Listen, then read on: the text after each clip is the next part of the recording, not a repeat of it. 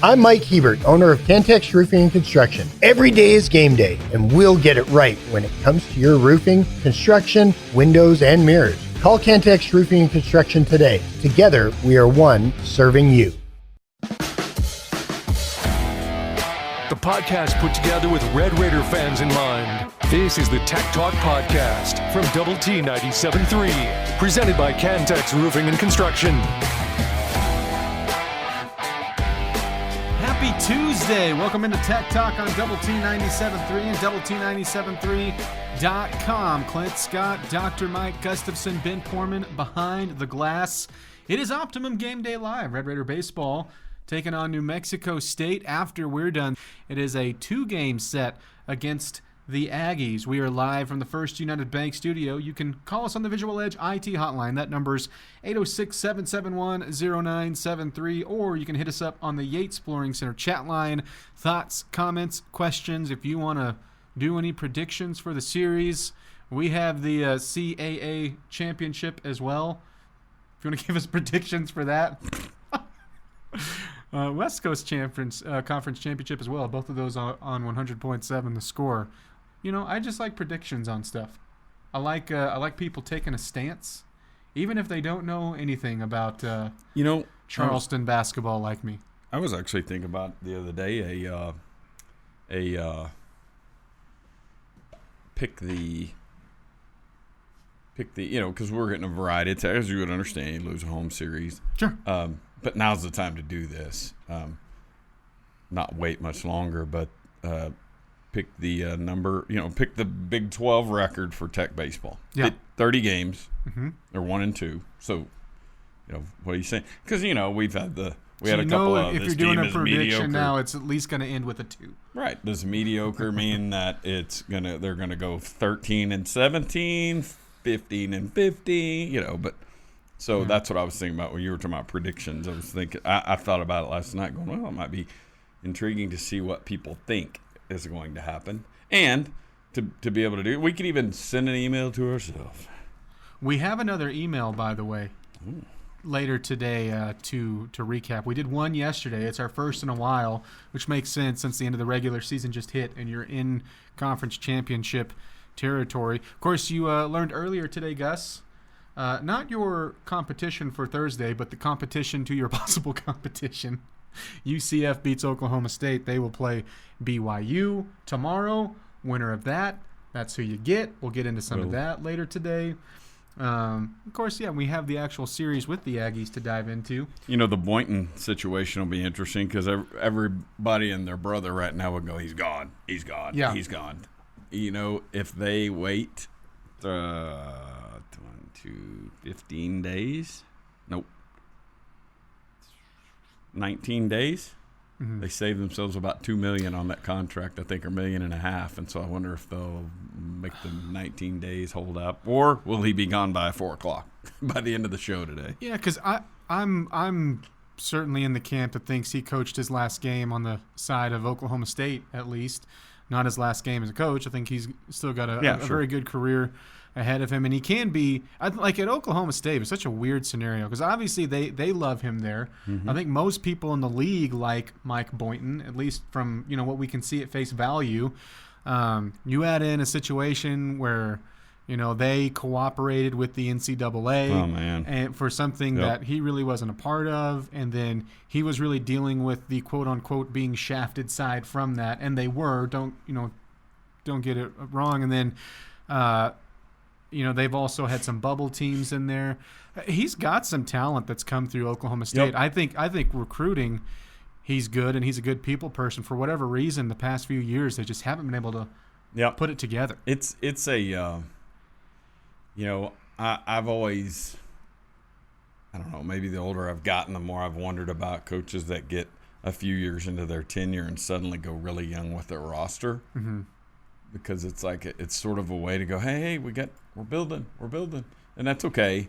But this is also a reminder. Let this Oklahoma State team serve as a reminder that at least in the portal era, in the Big 12, in a league like the Big 12, you got to be older, man. Mm-hmm. You got to be older and just just all the things that go with that. Doesn't mean you can't have some youth on the roster, but they're heavy young, like you're saying, and they don't hold up physically. Just the newness of everything. Yes. When they look around, because there's no assurance that 2 years from now you go, yeah, those guys are all juniors. Yeah, those guys are all juniors, and Kansas, just signed 4 or 5 stars. Baylor, you know what I mean? Like, yes. Hopefully Texas Tech just portaled up again and got another bone-crushing roster. But it's just, I really worry about them going as young as they did this year, 3 years into his tenure, 4 years, whatever it is, in a way that, like, you know what? It's almost a cry for help. And I hate to say that, because I do think he was dealt a really tough blow. But it also makes you wonder if there wasn't some masking tape with them getting the first overall pick, a one-and-done lottery guy on that roster. Like, that's an outlier, man.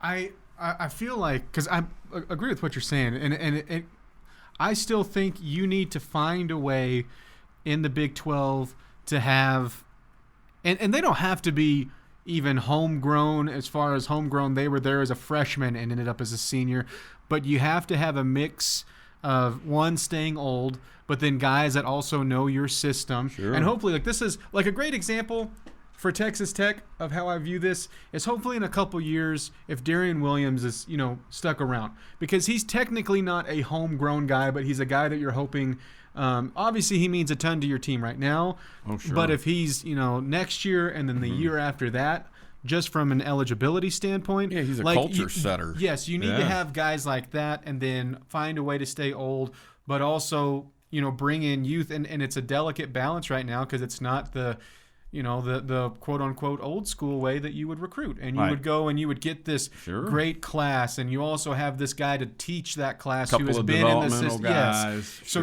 your homegrown isn't actually homegrown anymore, but there still needs to be some development. But for Mike Boynton, and I don't know if this was the plan, or if he thought they'd be better, or if they missed on some guys or what, but this was not the season for him to lean on freshmen and youth. No, I know. And the other thing that was kind of telling too, and not that this would be a whole lot different anywhere else, but they're not on spring break yet. No. And that place was crickets the other day. And that's never a ringing endorsement when the fan base is just not interested. It's really hard to come back from that with the fan base. The kind of hot that they have to start out next year, not beating up on Nicholls State and all that, but getting into conference play and getting out of the gates and beating somebody good at home and doing some things. Like, it's going to take a lot for them to salvage a ton of fan interest and belief. I do think it's, you threw out that date. I think it's going to take a while too, just because it's going to be a hard decision for him. Sure. It's Tech Talk on Double T 97.3.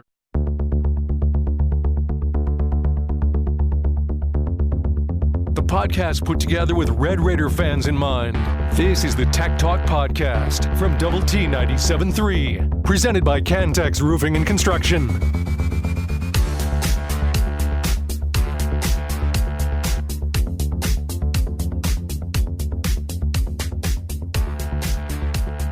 It is Tech Talk here on Double T 97.3 and Double T973.com. Happy Tuesday to you. Thanks for joining us. Clint Scott, Dr. Mike Gustafson, Ben Poorman. And guess what, Gus? You'll never guess.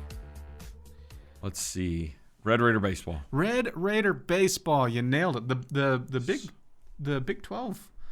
Now ESPN Plus shirt looks sharp. By the way, it's about representing 4 years old. Yeah.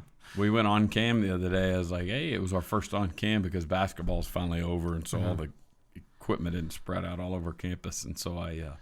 So you can't have like a stain on your shirt, or no, I didn't wear the shirt. Didn't know. If it turns to you can't be like eating a meatball sub. Excuse me. Right.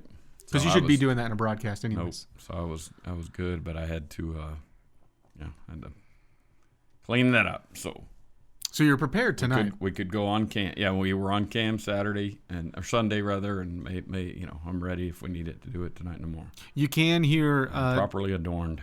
You can hear tonight Jamie Lent and Choice Woodman on the call. Double T 97.3. They'll start with pregame coverage right after we're done taking on New Mexico State, I believe, winners of 7 in a row, but they started out 2-6, so there was some sort of losing streak in there as well. We'll get plenty of thoughts on that later today. You can also hear, if you want, some Colonial action. The conference championship, 545, 100.7 the score. Your opponents in that one is Stony Brook, the 7 seed, Gus, so possible bid stealer against the top-seeded Charleston. Yeah, it's a big deal. You also have... Might as well start talking about bid stealers. I mean, there's already been a few. I think that Indiana State Drake one is really interesting from Drake winning that one, because Indiana State, they were a top 25 team there for a hot minute. Yep. So, possible bid stealing there. 7:45 after it is the West Coast Conference Championship, and this is it's not supposed to be a slight to Stony Brook, but this Gonzaga-St. Mary's game, I mean, that is always a fun game to watch from the WCC, and now it's in the Conference Tournament Championship. Again, you can hear that 7:45, 100.7. The score.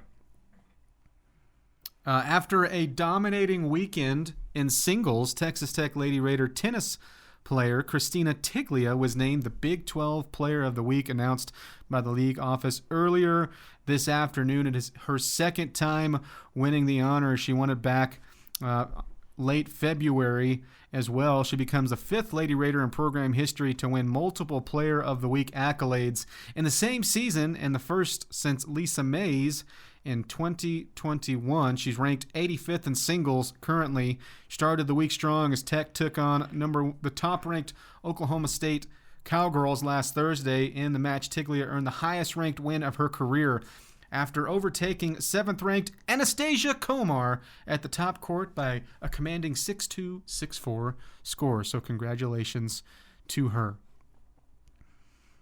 In the Big 12 tournament, it's currently a 10-point lead for West Virginia over Cincinnati, up 52-42. If you missed it earlier, UCF advanced, taking down Oklahoma State 77-62. This was a beatdown for most of the second half. UCF advances to take on BYU, and of course the winner of that game tomorrow, which will be a 1:30. Nope. 11:30 tip. My Eastern just tripped me up for a second. 11:30 tip. The winner of that game will move on to face you on Thursday. Me? Yeah, you, Gus. Or us? You. Coming after you. Us, Texas Tech. Yeah. And then Texas Tech softball having themselves a good day. They won 9-1 in the first of a doubleheader against New Mexico, looking to finish it off. They already beat New Mexico earlier in the year, 9-2 in a classic that they played in. Right now, top of the 5th, 11-4. They put up 4 runs in the first, 4 runs in the second, 3 runs in the third, and it is so they finally put up a 0, slowing down there in the 4th. Top of the 5th, though, 11-4, looking to win both games today against New Mexico. Trying to get those brooms out. Yeah, absolutely. And your girl Hathut just doubled. Is it Hathut or Hathoot? I don't know. I like Hathoot. It's spelled that way, Hathoot. What do you call it when an owl wears a hat on their head? A Hathoot. And that is the juice. That kind of makes me giggle too, but just leave that right there. Hey, well, it's a name. If you can say the name, sure, it's not a... Absolutely. You get right after that. Okay. Yeah, and the Oklahoma Sooners come calling for Texas Tech softball this weekend. How about that? They have a biggie. They're going to come waltzing in here and try to tap us on the shoulder, and we'll see what happens. They're not impervious. No, not they aren't. impenetrable. They finally lost. I think it's just the 8 trillion game game winning streak has come to an end. 72 games? Somebody made them mad. Yeah. Yeah, great. You woke them up. Exactly. Yeah. Pretty good. That is a... New stadium's almost done. That is a brutal way to answer from a great weekend at BYU and like, oh, well, by the way, your reward is the Sooners. But if you even get a game. Sure. If you even get a game... Because then it's massive. Yeah, and then you start to measure yourself against what's everybody else going to do against them. Mm-hmm. Everybody else needs to get a game against them, or you sort of gain ground on the field that way. Yeah. But yeah, it's Be a good challenge. That'll be a good setting. I think the weather's a little dicey this weekend. Like, of course, me and Jamie are rolling to Waco, but I saw it's like a really nice week this week. And then, kind of back to some kind of crummy 40s choppy, and junk, and we need overcast. some wind. We need some rain. Let's see. Yeah, I hope I'm wrong about that. We need to have a weather segment of the day. I'll do it. We can get like a green screen behind you. You get me I've to this always time of wanted year? to do that. Yeah, no doubt. I'm not acting like I could. Don't get me wrong. I'm just saying, you get me to this time of year, and I am kind of in tune with it because of like I said, the old baseball meteorology thing there. Mm-hmm. Yeah. You know what? Maybe this. I don't know. These temperatures are a little more tame than what I thought I saw the other day, but there is a chance of rain, and Lord knows we need it. Now do it presenting it while waving over counties. And like, look out, Lubbock County. Get your jackets out on Wednesday. You know, I'm not a big fan of the telling me what to wear thing. You listen to what the weatherman says, and I'm like, you know what? I'm not bringing an umbrella, bro. Well, pal. And that's less of a concern. The umbrella thing. Don't question the umbrella thing's prepared. fine, but just to get your winter out. Like, well, maybe I want to just bust out the suntan lotion. We're in the 90s. I mean, dude, the other day it was wicked cold in that ballpark Friday night, right? I mean, an outlier because we've had really nice weather, and we had really nice weather Saturday and Sunday. That deal Friday night was rough. Mm-hmm. And a dude came in there, and he wasn't in shorts, but he was kind of in a blue jeans and a T-shirt. I tip my cap to you, sir. The weatherman said, make sure to wear layers, and I did. Eat that, weatherman. That's exactly it. I hope my man Matty Ernst is probably listening right now, typing out an aggressive text. I would never tell that to Ernst. No, and hey, I appreciate their work, and I'm an avid follower of their work. That's an interesting profession, and I like all of it. I just want the green. I just want the green screen, man. I don't need that. I know. I agree. Tank tops and swim trunks. Let Clint and I come in there and play around on the. Yes, we will paint ourselves green except for our faces, so we're just floating heads right by you. Be the angel and the devil on each shoulder. You decide who's who. That is just what they need. Us in there. They're in there trying to do real work, and you and me are in there. A couple of fourth graders. Now take a bite of the meatball sub on camera. It's Tech Talk on Double T 97.3. It's every Red Raiders' favorite podcast. This is the Tech Talk Podcast from Double T 97.3. Presented by Cantex Roofing and Construction.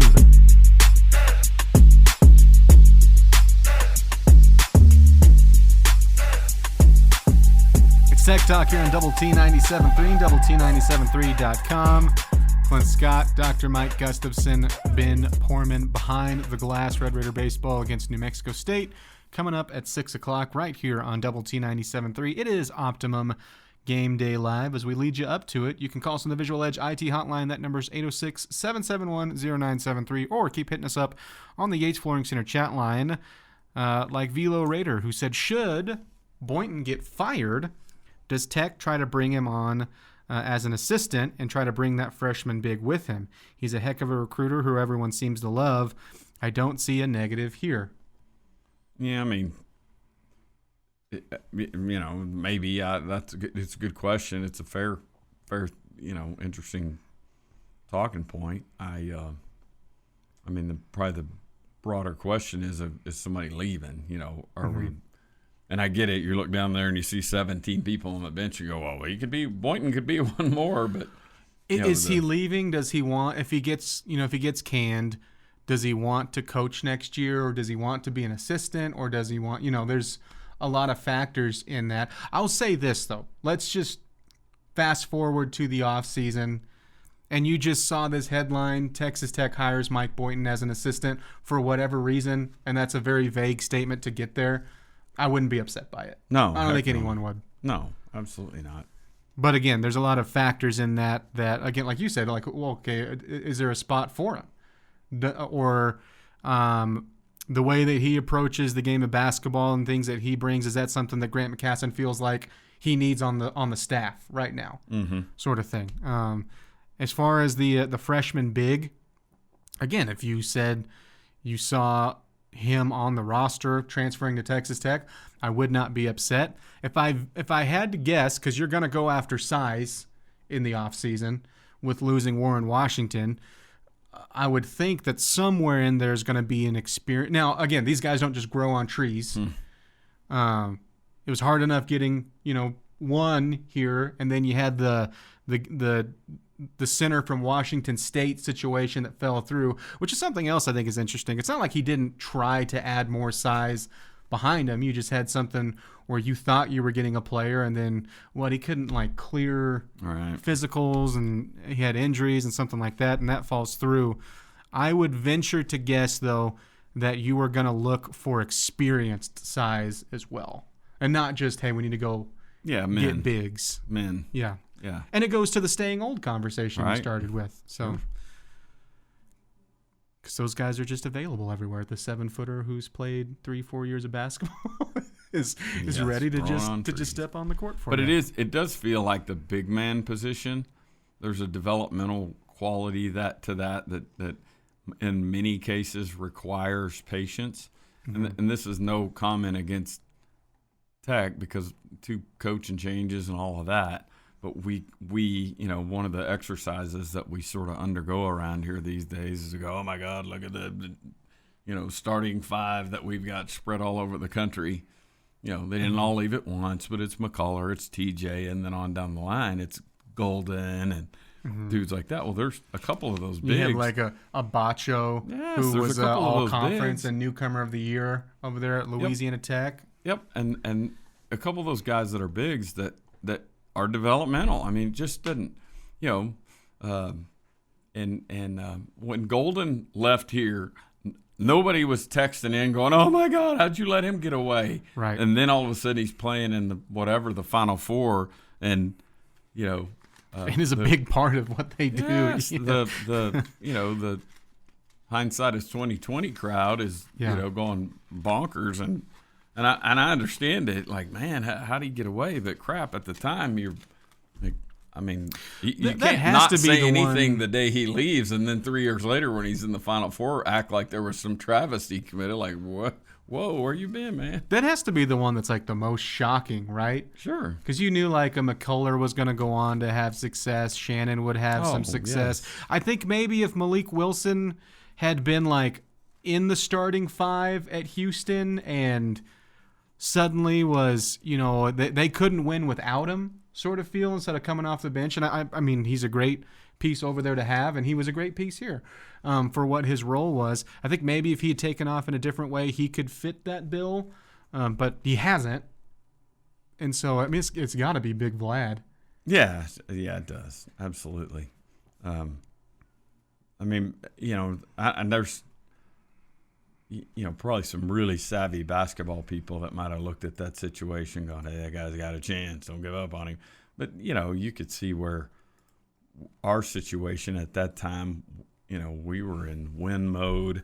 You had coaching changes, all that kind of stuff. I mean, sort of win now thing, and I mean, the Bacho thing was a little bit unusual because I think our guys were working on that one, and then, a former assistant stepped in and swooped him away. But I mean, that one was a tough, because I know last year was tough, but he just looked like he was miserable. Yes, and I really don't look back on that. I don't disagree with any of it, because these are all facts. There's a bunch of good players that are out there that would look good in our uniform right now. Mm-hmm. But I can also say, given where this program is at this time, that we chalk all that junk up to, hey, these are the mistakes of, a couple of coaching changes, one guy that left you after lunch at McDonald's or breakfast at McDonald's, and another one power of the McGriddle at McDonald's. Another one that in 2 years coached his way to the bottom and got booted out. Yeah, you're going to have some transfers. In 2024, 2023, 22, 21, 20, yeah, going to happen. And, so it really has been, because this team has done what they've done, it's made it a whole lot easier to that stuff's a lot more palatable now. I think that's a great point, because if you were like a 12-win team right now, or even even hanging around like 15-15, if we were last year's disaster, yes. it would be extremely difficult. Like Daniel Bacho's winning conference newcomer over the year at Louisiana Tech. What are we doing? It would be tough. Mm-hmm. It would be tough.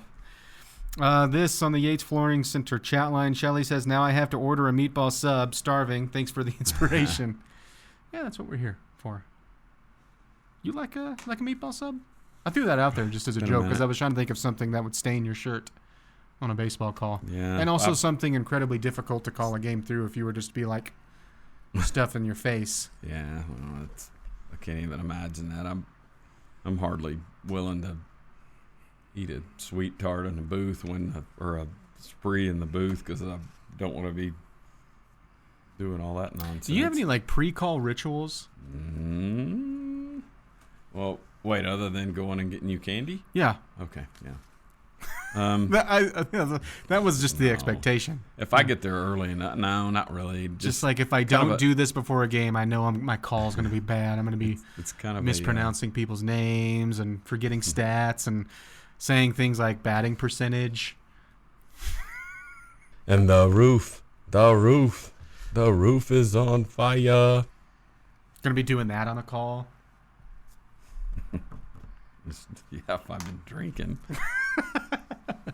It is a Tech Talk on Double T 97.3 and DoubleT97.3.com. Time to rev up the old time machine. It's back in time when we return.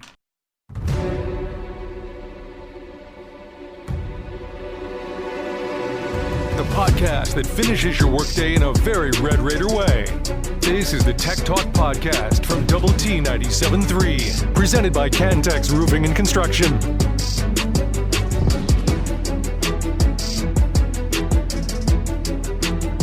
Happy Tuesday. It is Tech Talk. It's also Optimum Game Day Live here on Double T 97.3, DoubleT97.3.com. Red Raider Baseball coming up at 6 o'clock against New Mexico State. Starting a 2-game set.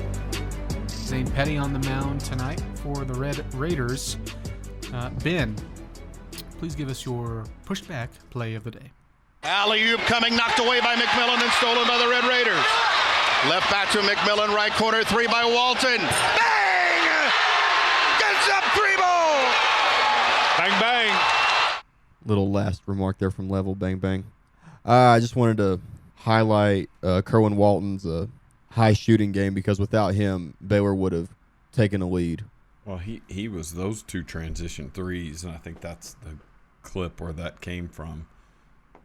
Those things were essential, because at the point at which they had come all the way back from 16 down, that place was quiet and getting a little tense, because we're also sitting there looking up at this and that guy either not on the floor at that moment or with the 4 fouls hovering. Jennings, yes. Pop, yes. I mean, and so that whole scenario, and then they're heating up, and we can't get stops, and just right about that time, I don't remember if it was 2 possessions in a row or 2, whatever, in a minute or 2 or whatever. But Kerwin with those transition threes, place got juiced up again. Drew's calling timeouts, and it just flipped, and I mean, and I guess I'm gonna take comfort in the fact that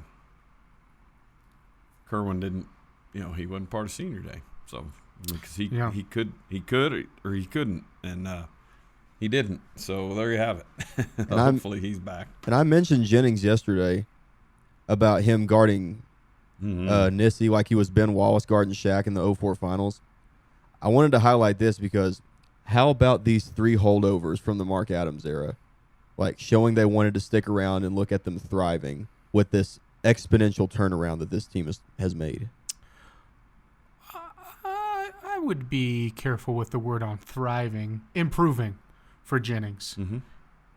But has looked, and you've needed him with Washington going out. And I think he's taken significant steps. This on the chat line, who did take part on senior night, that was just Toussaint and Washington were the only ones who. Warren, yeah. Yeah. Yep.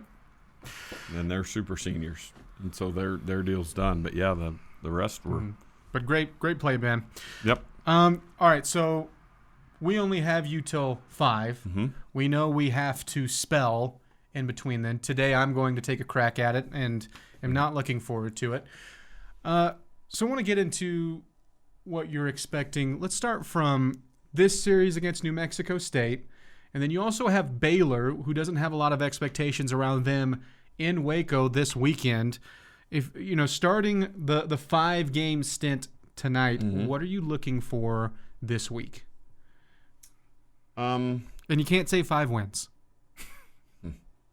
Boy, it'd be really good to get some production out of the guy that's taking the hill tonight, Zane Petty.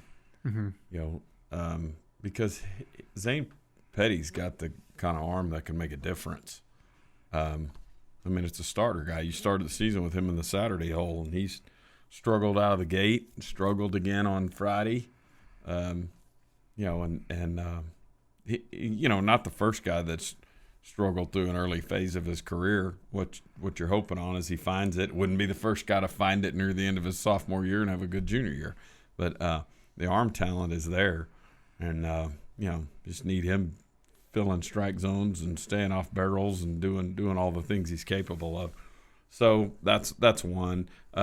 It's worth noting that the lot of rain in the forecast on Friday and Saturday in Waco, so there could be have to be some flexibility in the schedule in terms of what coaches' expectations are and just who's throwing on when or whatever. What you hope is you don't have to stop and start a bunch of games, but the tough part about it is because it looks like it's going to be really tough to get anything in on Friday, and it's still far enough out. May not know, but the maybe there's a window to get a game in on Friday or Saturday, and then we're all out there at some 10 a.m. Sunday doubleheader or something. But way too early to make that call. But yeah, I don't know. This dude's getting into rhythm, timing, getting into a flow. I mean that's what you want. I mean Kyle Robinson's got to be better. Friday night starter. Need him to get himself right. Hopefully he'll be able to look back on Friday and go, there was the low point right there. But that's there's the answer for you. I know you want this for every single game and every single series, but this is first just looking at New Mexico State. I think for me, and you can tell me, if you disagree, like the top thing on the list for me is, hey, against this New Mexico State team, go play crisp, clean defensive baseball or on that side of the game. Like go out there and just have a bounce back, because that was something that didn't help over the weekend against Texas. And losing the series, it's not just one thing clearly that you can point at of why you dropped 2 of 3. And especially on Sunday, you had some it felt like to me fundamental things that you just got away from and failed you in big parts of the game. And so against a team that you should beat and you are more talented than, I would love for another just 30-run beatdown or whatever, but just go play crisp, clean baseball. Couldn't agree more. And I felt like there were stretches in on the weekend where Pompey I say that I'm about to say what I'm about to say, and he hit a 437-foot home run. So it wasn't like the whole thing was sped up on him, but I thought things sped up on him defensively. Like he didn't finish with 2 outs in the ninth. In fact, in Albuquerque, he didn't make a play that we've seen him make, and felt like he made a bunch of plays against Texas, but it felt like he didn't come up with many tough ones against Texas in a way that's like, all right, things speeding up on him. So hopefully, some clean baseball here and take it to Waco. And those dudes are going to have to be competitive and, just perhaps be willing to play around goofy schedules on the road and sit around a hotel room for a day and a half and then go play. That's kind of the nature of the game. The announcers will have to do that too, because those 2 old crotchety fellas will be not looking forward to doubleheaders. It's every Red Raiders' favorite podcast. This is the Tech Talk Podcast from Double T 97.3, presented by Cantex Roofing and Construction.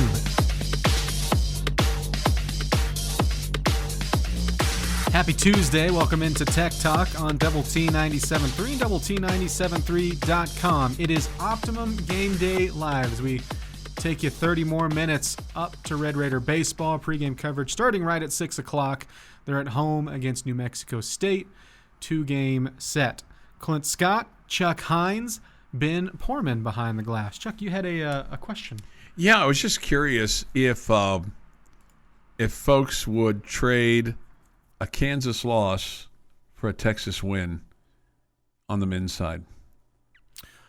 Oh, so like from the schedule, how it played out, if they would go. Man. I mean, there's hatred for both schools. Yeah.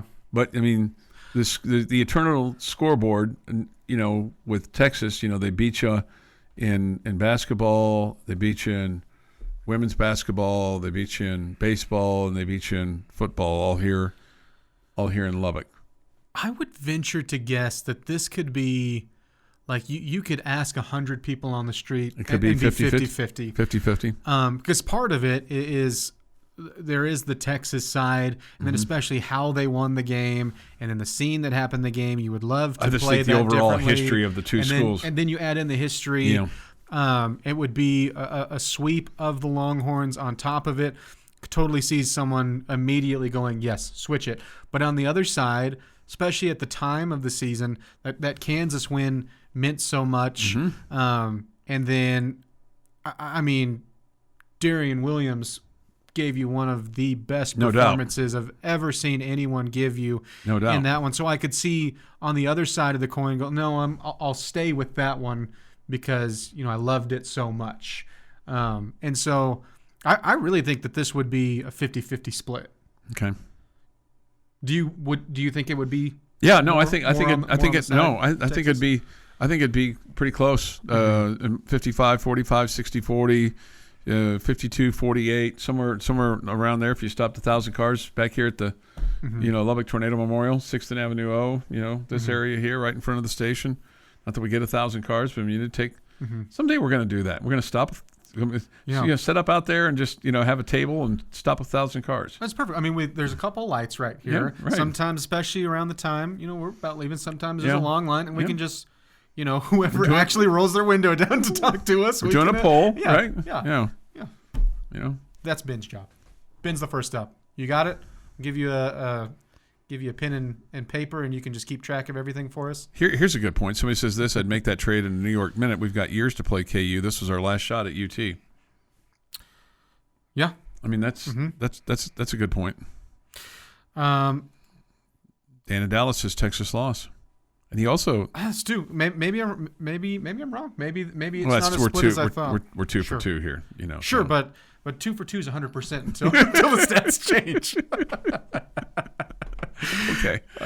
We got this on the chat line from down in Dallas. Said a special treat today, I guess, a double header, you might say. Listen to Chuck on the way to work, and now on the way home, we enjoy Chuck. Well, thank you, Dan in Dallas. Have you ever met Dan in Dallas? I've never met him. He's a good dude. I'd love to. He's a good dude. This on the chat line, question from Sooner in Lubbock, Chuck. Does Cincinnati have a shot tomorrow? So their draw is the Jayhawks. Your matchups tomorrow, by the way, in round 2 of the Big 12 tournament. Your day will start off with UCF and BYU at 11:30. Okay. And then your next game up is Oklahoma and TCU. 6 o'clock scheduled. Kansas State and Texas. And then Cincinnati and Kansas will round out the day. I think Cincinnati has more than a shot in this game. I think they're going to win it. I do too, because KU's playing without Hunter Dickinson and Kevin McCullough, and then they're also they've what are they playing for? I mean, sure. I mean, granted, there's a lot of projections out there for them to be a 3 seed. Okay, so they drop a seed, or they may not even. I mean, I think what's going to hurt them in the seeding more is what's the prognosis. What's the prognosis for Dickinson and McCullough versus what they do in the Big 12 tournament? Because if they view as McCullough or Dickinson's going to be out the first round, then that may drop him a seed. Oh yeah, or 2. But Cincinnati, the only way they get into the NCAA tournament is if they win the Big 12. So they're playing for their lives. So they're going to play, balls out, right? I think from both sides that is 100% accurate with what you said, because Cincinnati, they go 7-11 in conference play. We go back to a game that was played in Lawrence with Cincinnati with everyone healthy-esque anyways. Cincinnati gave them everything that they wanted. They should have won that game, actually. I don't argue that. They missed some shots down the stretch, and they committed some fouls down the stretch that they shouldn't have. Mm-hmm. And they missed. In my mind, they misplayed it, because I watched the second half of that game, and I felt like Cincinnati should have won that game. But that mixed together with like the Bearcats back against the wall, who again have size, play physically. They've got guys that can go off against a limping Kansas team, and even then, without McCullough and without Dickinson, you've seen it look bad with that Jayhawk team with just one of them out, or just even one of them getting into foul trouble, like's happened a couple times this year. Starting the game without either of them, I have a hard time seeing that offense not look stagnant, and to be brutally honest, not look lost at times in this game. So, and I think the 3-point shot for Kansas, they do not have 3-point shooters this year, and they have lived and died by that. So real quick, I think BYU wins tomorrow. I think Oklahoma wins tomorrow. I think Texas wins tomorrow, and I'm with you. I think Cincinnati wins tomorrow. Yeah, you said BYU first, right? Yeah, I think because I think Oklahoma's I think Oklahoma's playing for their life a little bit, because I don't care what people say about the Big 12 being the toughest conference in the country, which it is. I think that for Oklahoma, that loss was huge, and I think if they go one and done in the Big 12 and K-State wins a couple of games, the K-State might slide above them. I think because if Texas and Oklahoma in that game that you're talking about, if Texas had lost, I would have felt the same way about them that I do with Oklahoma. I agree. And the other side that you have to be wary of too is the bid stealing aspect of mid-majors. Absolutely. And if you're in Oklahoma, if you were to go one and done, I would be just collect the amount of sweat with a bucket that would be sitting there if I was a Sooner fan. And so I also think that that's going to be a very high-scoring game. I'm really looking forward to that OU-TCU. Little mid-afternoon basketball should be a good one. But I think Oklahoma, as far as teams that are in the field, depending where you look, they absolutely have the most to play for. Now, you can say, UCF, who's out of the field, and Cincinnati, yes, they have something to play for too. But as far as Big 12 teams projected to be in the field as of right now, Oklahoma is the farthest down that list, and I would be the most nervous. So I agree. I think they're a bubble team. This has been the Tech Talk Podcast, presented by Cantex Roofing and Construction. Check out our library of Double T 97.3 podcasts at doublet97.3.com.